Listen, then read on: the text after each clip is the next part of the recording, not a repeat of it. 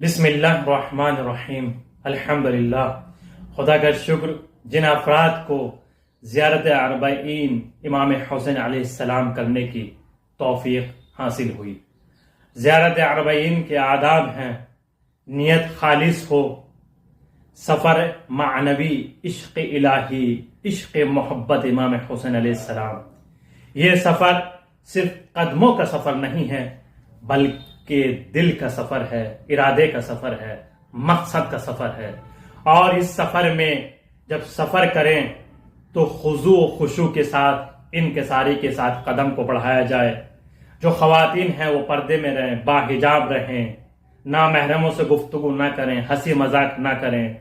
اور یہ سفر جب ہم سفر پر نکلے، ہمارا دل حسد، کینہ، بغض، نفاق، ان تمام چیزوں سے پاک و پاکیزہ ہو، ہمارا لباس پاک و صاف ہو۔ جس طریقے سے ہمارا دل پاک و صاف ہو، اسی طریقے سے لباس بھی پاک و پاکیزہ ہو، جسم پاک و پاکیزہ ہو، اور خوشبو لگائے سنت کے مطابق۔ جب ہم قدم بڑھائیں تو اس سفر میں دوسروں کا خیال رکھیں۔ جو مریض ہیں، کمزور ہیں، ان کی ہمیں مدد کرنی چاہیے۔ جب ہم وارد کربلا ہوں تو امام کو سلام پیش کرتے ہوئے وارد ہوں، ہماری آنکھوں سے اشک رواں ہو، دل غمگین ہو۔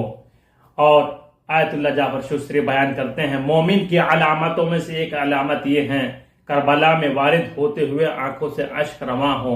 تربت امام حسین علیہ السلام کو دیکھیں تو آنکھوں سے اشک رواں ہو، یہ مومن کی علامت ہے۔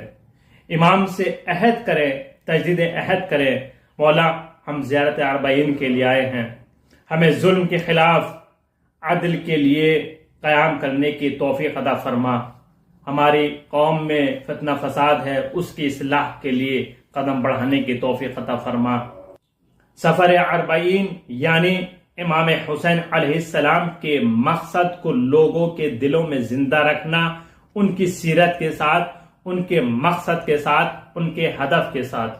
اگر اس مقصد سے آپ زیارت کر رہے ہیں تو آپ کی زیارت ہے۔ ہم سب کو اپنی دعاؤں میں ضرور یاد رکھیے گا۔